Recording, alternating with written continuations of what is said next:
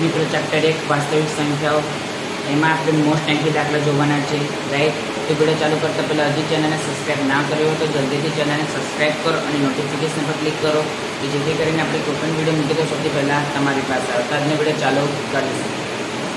સાબિત કરો કે √3 અસમય છે. મોસ્ટ એન્ટ્રી દાખલા. ધારો કે √3 સમય સંખ્યા છે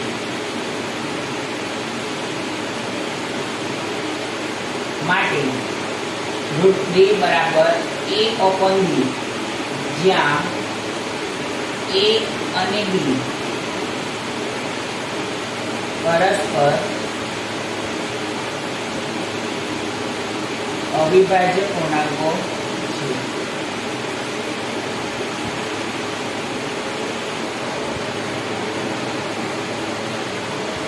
એવું કે સાબિત કરો કે √7 અસમય છે. તો તમારે શું લખવાનું? ધારો કે √7 સમય સંખ્યા છે માટે √7 આ તો બેઠું a/b, જ્યાં a અને b પરસ્પર અવિભાજ્ય પૂર્ણાંકો છે. પછી આ પણ બેઠું લખવાનું કે બંને બાજુ વર્ગ કરતા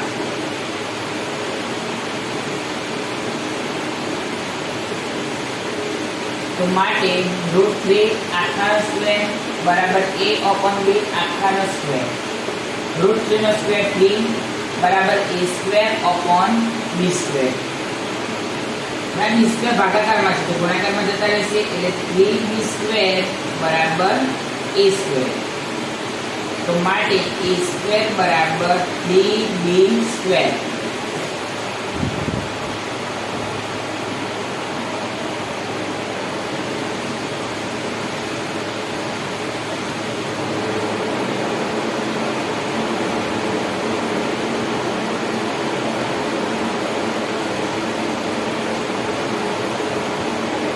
ચાલો હવે 3 ની સામે શું છે? a².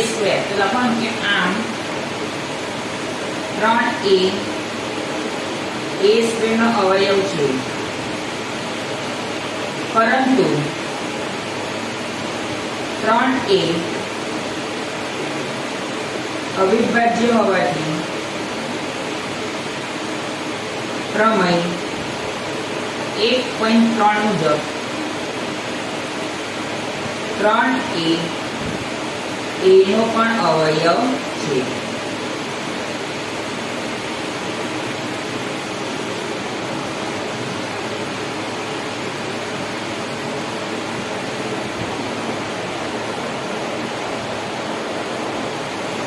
હવે લખીશું ધારો કે લઈશું ધારો કે a = 3c, જ્યાં c કોઈ પૂર્ણાંક છે.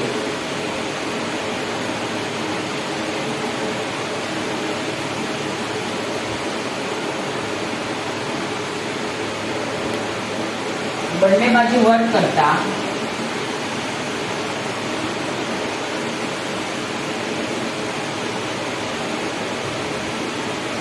a આખાનો સ્ક્વેર બરાબર 3c આખાનો સ્ક્વેર માટે a² બરાબર 9c². a² બરાબર શું છે? 3b². 3b² = 9c². તો b² = 3c². હવે 3 ની સામે શું છે? b².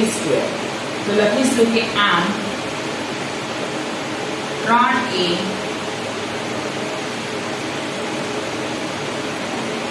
b² નો અવયવ છે, પરંતુ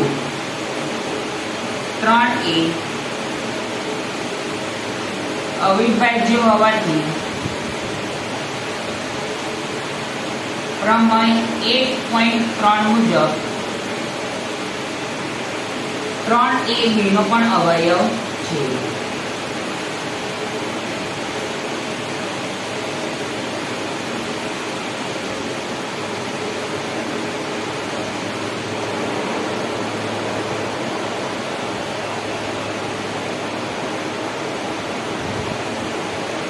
ચલો હવે બંનેમાં સરખો શું છે? 3. તો લખીશું કે આમ a અને b નો સામાન્ય અવયવ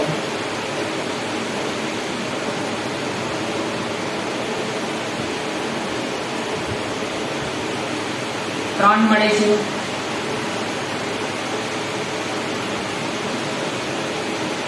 આટલી A અને B પરસ્પર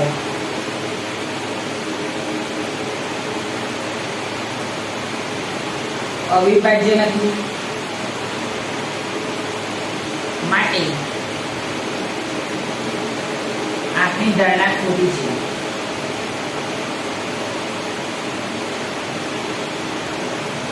આમ સાબિત થાય છે કે √3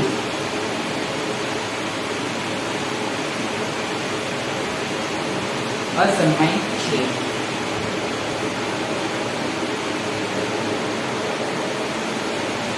તો મિત્રો આજના વિડીયોમાં આટલું જ. કાલે ફરી નવા વિડીયો સાથે મળીશું.